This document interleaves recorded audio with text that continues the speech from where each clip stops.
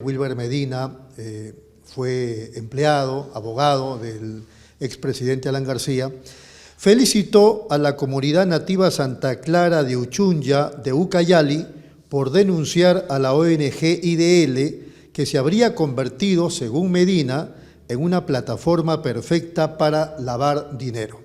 Bueno, esa es la razón por la cual le solicitamos una entrevista a Carlos Rivera, que es el presidente ejecutivo del Instituto de Defensa Legal. Carlos, ¿qué tal? ¿Cómo está? Buen día, Rodolfo. Muchas gracias por la conversación. Bueno, grave denuncia que hace Wilber Medina. Yo diría gravísima en realidad, ¿no? Nos imputa ser una plataforma de lavado de activos, ¿no? Digamos, eso es un hecho delictivo aquí y en cualquier parte del mundo.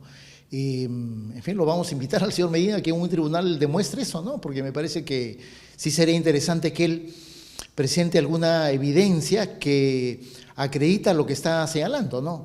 La publicación salió el 10, que es sábado. El sábado. ¿Cuándo lo van a denunciar? Mira, seguramente esta semana, ¿no? Nos parece un dato necesario en estos momentos que la gente que dice conocer hechos delictivos los acredite judicialmente, ¿no? Porque me parece que si estamos en un afán de esclarecer las irregularidades, los hechos de corrupción, sea de quien sea, bueno, eso hay que hacerlo no en la prensa, sino en el Ministerio Público o en el Poder Judicial, ¿no? No son ustedes una plataforma de lavar dinero. Mira, tenemos 41 años de existencia.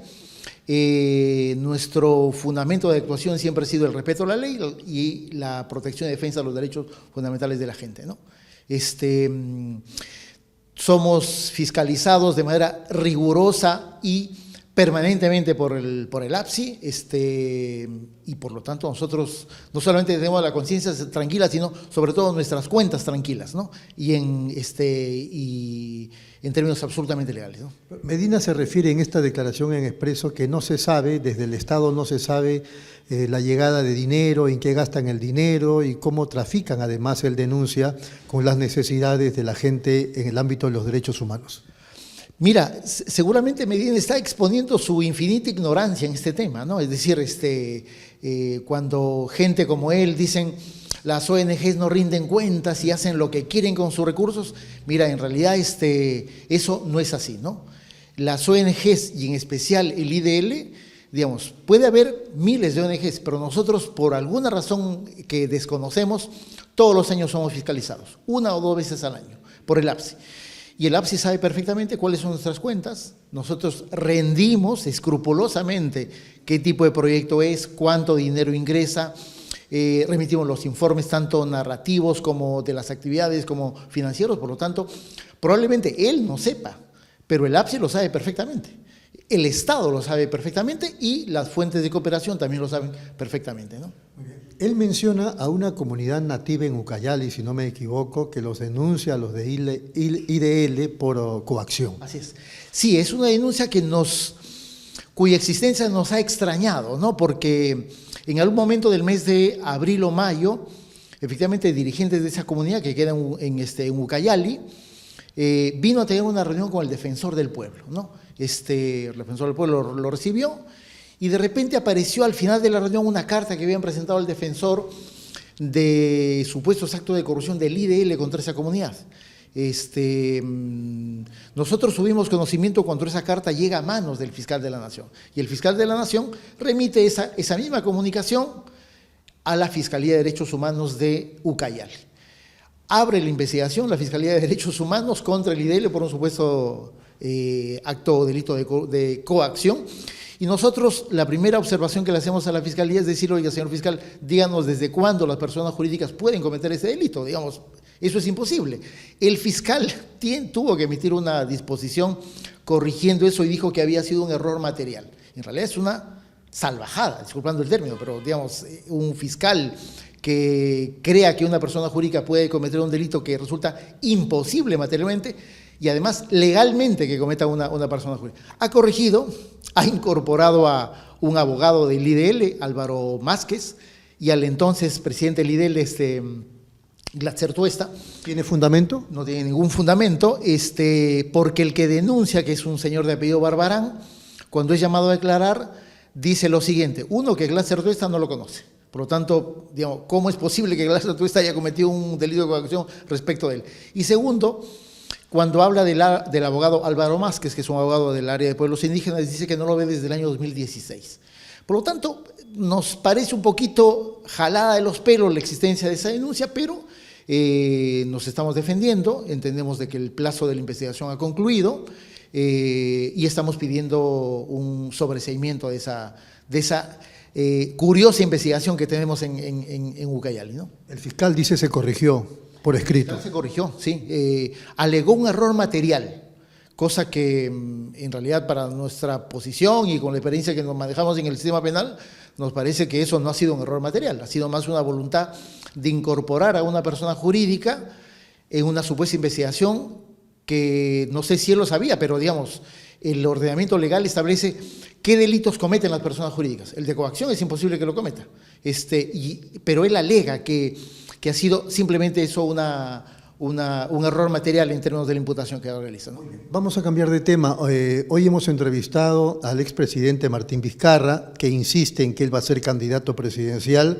Nosotros le dijimos, pero ¿cómo? Si estás inhabilitado 2 veces, por 10 años y por 5 años. Y él dice que va, ahí viene la pregunta, a recurrir a los organismos supranacionales y pone el ejemplo de Petro, que cuando fue alcalde de Bogotá, le imponen la inhabilitación, él va al organismo supranacional, reclama una sentencia contra él, dicen no hay sentencia, entonces no puede haber inhabilitación, y que por lo tanto eso le va a pasar a Vizcarra y le van a levantar las inhabilitaciones.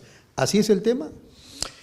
No tan exactamente, ¿no? Efectivamente, Petro, cuando era alcalde de Bogotá, es destituido, al igual que Muñoz acá en la ciudad de Lima, ¿no? Porque lo inhabilitan, efectivamente, ¿no? Efectivamente, la Comisión Interamericana, en el caso de Petro, decide reponerlo en el cargo, ¿no es cierto? Pero ¿Reclamando que no hay sentencia o no? Reclamando una violación al debido proceso en términos del procedimiento legal que se había desarrollado. En el caso de Colombia me parece que es el fiscal general el que puede tomar esa decisión, una decisión que creo que en el caso de Petro él acredita que es una decisión arbitraria, ¿no? Por eso me parece que el caso de Vizcarra es, creo yo, bastante diferente del caso de Petro, ¿no es cierto? En el caso de Vizcarra, más allá de las razones políticas que se puede alegar, ha habido un procedimiento de carácter constitucional, ¿no es cierto?, que ha merecido una inhabilitación y una acusación constitucional. Por lo tanto, más allá de lo que pudiera ocurrir en el futuro a nivel de la Comisión Interamericana, él en este momento, si mañana tendría que inscribirse, él no podría, porque simple y llanamente, seguramente el Jurado Nacional de Elecciones tendría que hacer valer el resultado de las decisiones que el Congreso de la República ha impuesto sobre una persona que es Martín Vizcarra, ¿no? Él asume, él dice, ya presenté un petitorio, mis abogados ya presentaron el petitorio ante los organismos supranacionales y calcula que a final de año o comienzos del próximo año 2025 ya está habilitado. Mira, la pregunta concreta ¿es cierto que una inhabilitación no puede darse si es que no hay una sentencia? No, porque en realidad hay procedimientos constitucionales que están debidamente regulados y que sí permiten, ¿no es cierto?, al Congreso de la República tomar esa decisión, que es una decisión sin sentencia judicial, ¿no es cierto?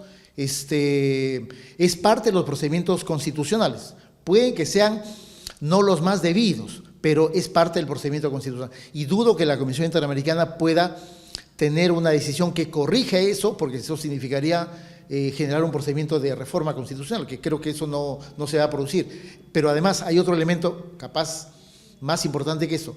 La composición de la Comisión Interamericana, aquella que el 2012, si mal no recuerdo, fue la que restituyó a Petro, ha cambiado sustancialmente. Yo veo poco probable que en este momento la CIDH emita un pronunciamiento de esa naturaleza, ¿no? El otro tema es la pensión vitalicia al expresidente Fujimori. Claro, yo y mucha gente no se lo explica, seguramente usted tampoco, pero desde el punto de vista legal quisiéramos un pronunciamiento suyo. Digo, la gente no se explica porque estamos hablando de alguien que golpeó el sistema democrático, cerró el Congreso y ese mismo Congreso le da una pensión vitalicia, vales de gasolina, empleado del Congreso, etcétera.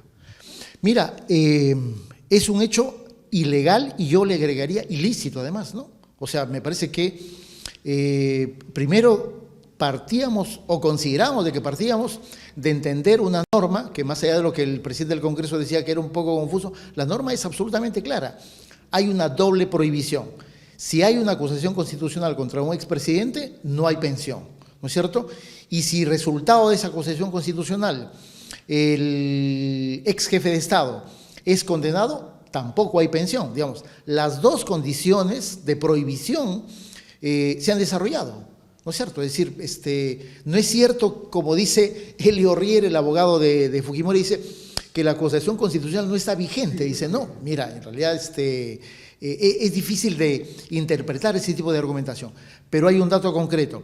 Hay una doble prohibición legal para el otorgamiento de una pensión y, por lo tanto, de cualquier otro beneficio adicional, ¿no es cierto? Porque en el derecho lo accesorio corre la suerte de lo principal, y consecuentemente las decisiones que administrativamente se han tomado en el Congreso para disponer de recursos públicos es no solamente ilegal, sino también ilícito. Desde nuestro punto de vista se está cometiendo un delito de peculado, porque alguien sin autorización y sin habilitación legal y simplemente por una opinión legal es así, absolutamente ambigua, que dice procedería, se desencadena una decisión de disposición de recursos públicos. En un día, el jefe de la oficina de presupuesto dice que, además no sé cómo, dice que va a tener saldos disponibles a diciembre del año 24. ¿Cómo lo sabe? Es imposible, y en ese momento dispone separar 156,000 soles para el año 2024. Ya, eso es ilícito. Ahora, ¿la responsabilidad alcanza a estos funcionarios administrativos o también a la mesa directiva que avala eso? Mira, yo creo que comienza con los funcionarios porque son ellos los que en términos de documentos, entre el oficial mayor, el jefe de presupuesto, ¿no es cierto?, los que van tomando esa decisión, pero sin duda alguna alcanza, primero en términos políticos y creo que luego legales, a los actuales miembros de la mesa directiva del Congreso de la República. Me parece que la Fiscalía tendría que iniciar una investigación en ese sentido, ¿no? Muy bien. Termino con esta, regresando un poco a lo del Diario Expreso y Wilber Medina, al final de la entrevista que le hacen, o del informe del periódico, Medina dice algo así como que ¿por qué el IDL no dice nada de Verónica Mendoza y las empresas informales en minería que tiene en el Cusco? ¿Ustedes saben algo de eso? Mira, no tenía ningún conocimiento, ¿no? O sea, que nos pase capaz una carpeta, el señor Medina ve de qué se trata para tener una opinión, pero en realidad, primero que resulta complicado saber los quehaceres de los familiares de los políticos, no tenemos ningún conocimiento. Es difícil pronunciarse sobre algo que uno desconoce. Si él lo conoce, que se pronuncie, ¿no? Y que denuncie. En realidad eso me parecería lo más importante. Si hay un hecho ilegal, que se denuncie. Como nosotros lo vamos a hacer con él, ¿no? Correcto. Carlos, ha sido muy amable. A ti, Rodolfo, como siempre. Carlos Rivera, del Instituto de Defensa Legal, estuvo con nosotros.